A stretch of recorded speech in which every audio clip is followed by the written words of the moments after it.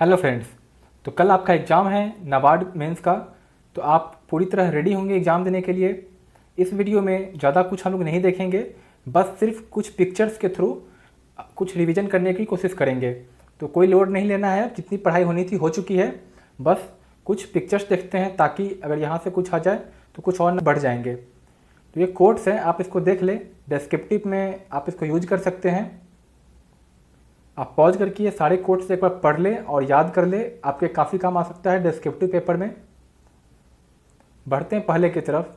Agriculture infrastructure fund, इसके तहत आप देख पा रहे होंगे कि कितने पैसे मिले हैं। लगभग 1 लाख करोड़ के आसपास इस फंड में मिले हैं। 1 लाख करोड़ टू प्रोवाइड डेप्ट financing facility for post harvest management infrastructure and community farming assets.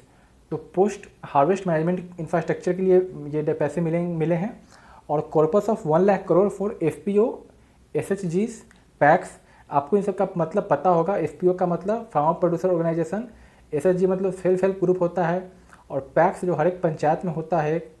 Startup सबको पता ही है, अग्री एंटरप्रेन्योर आपको पता ही है। इन सभी के लिए 1 लाख करोड़ मिले हैं। Moving on, high yield in agricultural production despite Covid.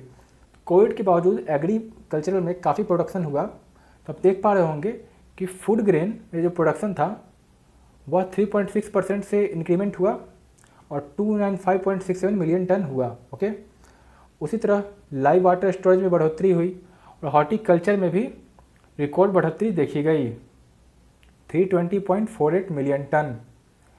ये सब आप पिक्चर्स खुद से देखकर पॉज करके और देख सकते हैं, इसमें कुछ बताने की ज़्यादा ज़रूरत है नहीं। PM किसान स्कीम के बारे में दिया गया है, जिसके तहत 6,000 करोड़ ट्रांसफ़र किए जाते हैं 3 ट्रांचेस में 2-2 हज़ार करोड़ करके। फिर एग्री इंफ्रास्ट्रक्चर फंड के बारे में है, आपको पता ही है, 1 लाख करोड़ इसमें मिले हैं। इसमें जो भी गौशाला होते हैं उनका मैनेजमेंट किस तरह होता है, ऐसे क्वेश्चंस पूछ लिए जाते हैं।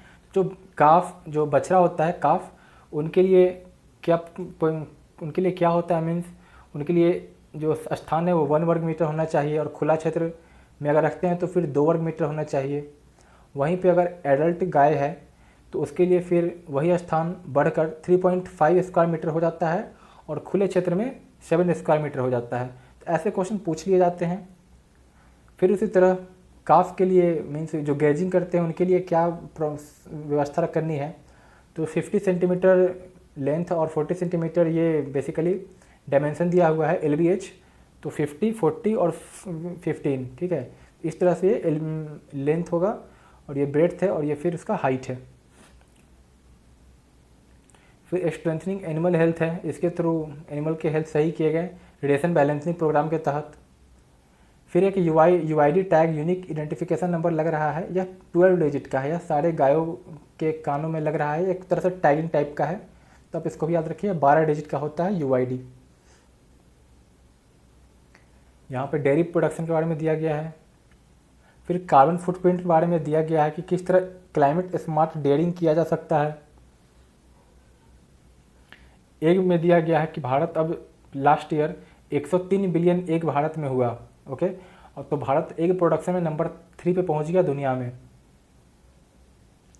फिर से अभी हाल में ही E-गोपाल ऐप लॉन्च हुआ है। हिंदी दिवस मनाएगा 14 सितंबर को। यह जो सितंबर का मंथ है यह न्यूट्रिशन मंथ है। फिर टीचर्स डे आपको पता ही है, 5 सितंबर को मनाया गया।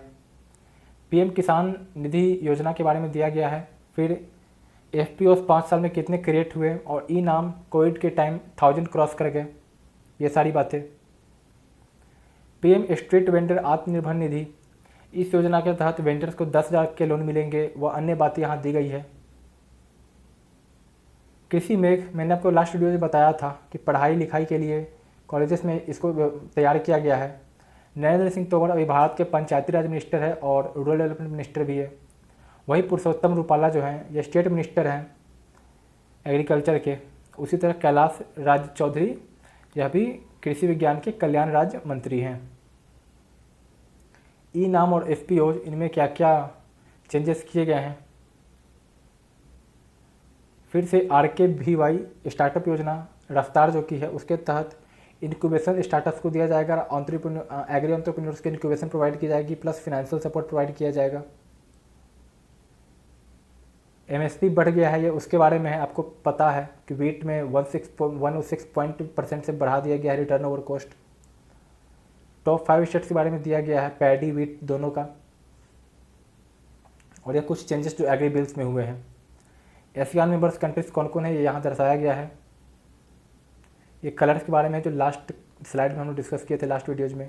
दोस्तों ये थी कुछ मनोरंजन के लिए, ज़्यादा इसमें कुछ था नहीं, आपको सब पता है, आप काफ़ी कॉन्फिडेंस के साथ कल एग्ज़ाम जाना और 4 के आना। ओके, तो इसी के साथ मिलेंगे आपके साथ कल की वीडियो में, कुछ क्वेश्चन डिस्कस करेंगे जो एग्ज़ाम में आए हैं।